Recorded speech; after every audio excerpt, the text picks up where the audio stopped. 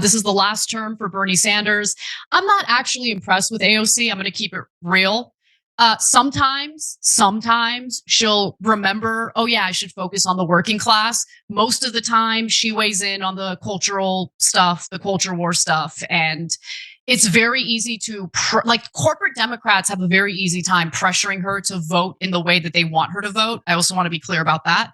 So I actually take issue with lumping AOC together with Bernie Sanders. However, I'll give her credit for doing what she's doing with Bernie Sanders, going across the country, doing this tour, talking to working class people. If she focused on that kind of strategy and spent a little less time scolding everybody for not being adequately left-wing enough for her, culturally speaking, I think we'd be in a better position. But who knows? We'll see. At a Medicaid discussion, Democratic Senator Elissa Slotkin took a cheap shot at Alexandria Ocasio-Cortez and Bernie Sanders, sarcastically questioning what they've done to combat Trump. But Anna Kasparian wasn't having it. Her response blew up the centrist myth that Slotkin and her kind are the adults in the room. In reality, Slotkin is just another Reagan-loving, donor-friendly Democrat trying to lean left only because she knows her views are unpopular. Anna breaks it down perfectly. This so-called pragmatism is just corporate speak for selling out the working class, while Slotkin flaunts her CIA resume and preaches compromise in a purple state. It's Bernie and AOC who are still in the fight.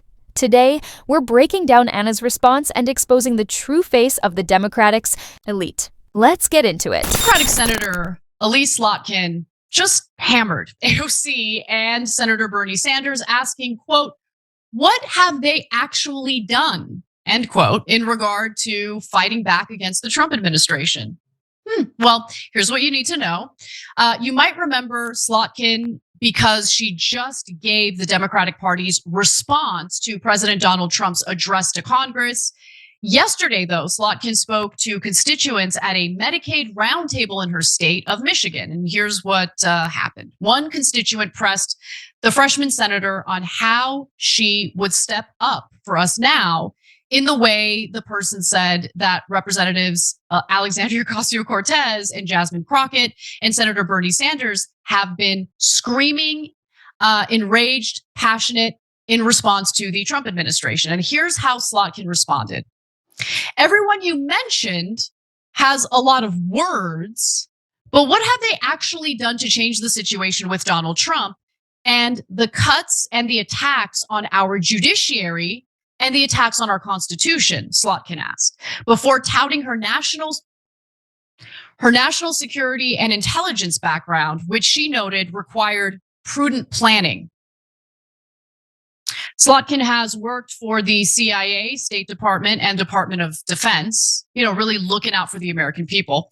Slotkin said that she can't chain herself to the White House and become an activist full time because she has to focus on addressing issues like federal cuts. And she continued, there was more. Let's take a look at the next graphic. All of those things require me to be more than just an AOC. I can't do what she does because we live in a purple state and I'm a pragmatist. Slotkin acknowledged a daily struggle in weighing where to compromise, but compromise is the magic word here, right? She can't wait to compromise. Let's keep it real. But anyway, but she said the bigger question facing her party has to do with strategy. Democrat strategy, she noted, is not there yet, adding, you saw that break open last week. And that's basically referring to the ongoing fallout of Senator Chuck Schumer's decision to keep the government funded by helping Republicans pass their continuing resolution bill. And when the Associated Press asked Slotkin if Schumer should step down, she said, Senator Schumer is our leader. It's a tough job. During a public event in Michigan, Democratic Senator Elissa Slotkin stirred controversy by taking a jab at Alexandria Ocasio-Cortez and Bernie Sanders. When asked whether they've stepped up against Trump, she sarcastically responded, what have they actually done? Portraying them as all talk. No results. Slotkin contrasted their activism with her own background in intelligence and national security, claiming her behind-the-scenes work is more effective than progressive visibility. But her comments weren't just a joke. They marked a clear rejection of the populist energy that fuels much of the progressive base. Progressive voices fired back, calling her remarks peak 1990s Democrat, Reagan-light politics, corporate influence, and an obsession with moderation. In an era defined by the failures of deregulation, endless wars, and trickle-down economics, Slotkin's praise for Reagan came off as deeply out of touch. To critics, her so-called pragmatism is just surrender, a sign that the Democratic establishment would rather chase donors than fight for the people they claim to represent. The discourse is usually more nuanced when it comes to AOC and Bernie. Many left-wing critics hold Bernie Sanders in high regard for his persistent support of working class Americans and his constant focus on class politics. In contrast, opinions of Alexandria Ocasio-Cortez are more divided. She is praised for her enthusiasm and her readiness to accompany Bernie on working-class tours. But she is also chastised for becoming overly involved in cultural debates and failing to consistently advocate for concerns based on class. This is the last term for Bernie Sanders. I'm not actually impressed with AOC. I'm going to keep it real. Sometimes she'll remember, oh yeah, I should focus on the working class. Most of the time she weighs in on the cultural stuff, the culture war stuff. And it's very easy to, corporate Democrats have a very easy time pressuring her to vote in the way that they want her to vote. I also want to be clear about that. So I actually take issue with lumping AOC together with Bernie Sanders. However, I'll give her credit for doing what she's doing with Bernie Sanders, going across the country, doing this tour, talking to working class people. If she focused on that kind of strategy and spent a little less time scolding everybody for not being adequately left-wing enough for her, culturally speaking, I think we'd be in a better position. But who knows? We'll see. What do you think, Waz? Yeah, I think the Slotkin chick being a Reagan lover, for me, automatically disqualifies her. The idea that in 2025, what the Democrats need is to be more right wing, be more Republican, be more go more towards business. It's just an absurd notion. If that's the reading that you have, that what the country needs is for the government, the federal government, to become more right wing, as if that's not the direction it's been going since, I don't even know, forever, right? Basically, since Bill Clinton decided what the Democrats needed to do was to court corporate cash and, pursue quote unquote third way politics, which isn't right or left, is some nasty bargain down the middle, which is essentially what? Pull the country rightward. If you never fight for, left-leaning policy positions at any turn, and all you do is capitulate on stuff like entitlements with welfare and, overdue criminal justice reform with super predators, et cetera, then lean in to freaking trade and talk about, oh, everybody's going to code. They're not going to need their jobs in the Midwest. They're going to love their cheap goods from China. At some point you have to go in the opposite direction of to the right.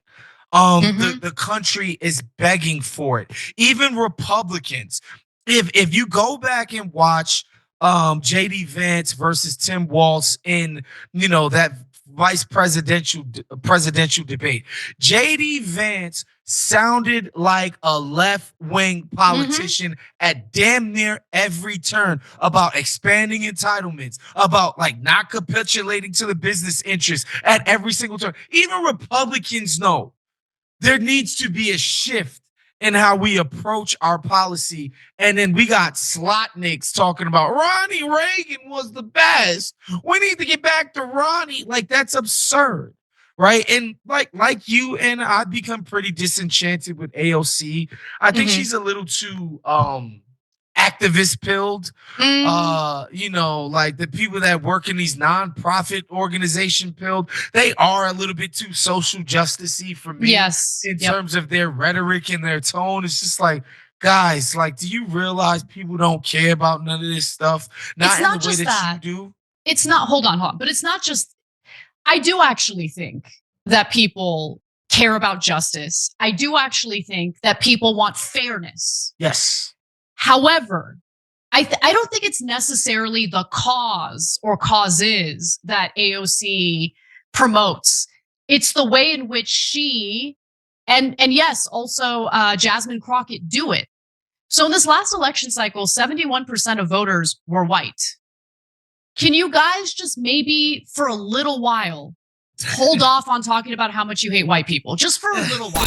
Some contend that rather than spearheading a genuine left-wing rebellion, she has grown too close to corporate Democrats and is now pursuing the long-term goal of party merger.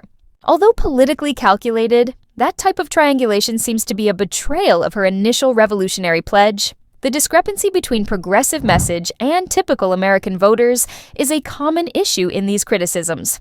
There is no denying that the public cares about justice and fairness, but the way certain left-wingers present these concerns can come out as insensitive, broad condemnations, or an overemphasis on identity politics, particularly against white voters, frequently backfire. This is about being persuasive, not just morally upright, and it has nothing to do with denouncing racism or injustice.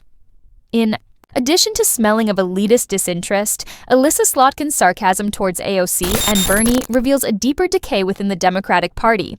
These centrists defend the existing quo while advocating for pragmatism.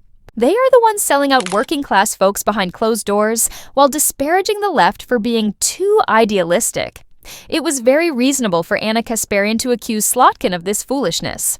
The Democratic Party's future lies with those who value justice, hard work, and dignity, not with Reagan worshippers. Therefore, it's time to stand up, get loud, and stop apologizing for wanting more if you're sick of the left being held responsible for the shortcomings of a cowardly establishment. As always, like, subscribe, and hit the bell so you don't miss the next time we call out another hollow Democrat trying to gaslight the base. I'll see you in the next one. Stay loud, stay sharp, and stay unapologetically real.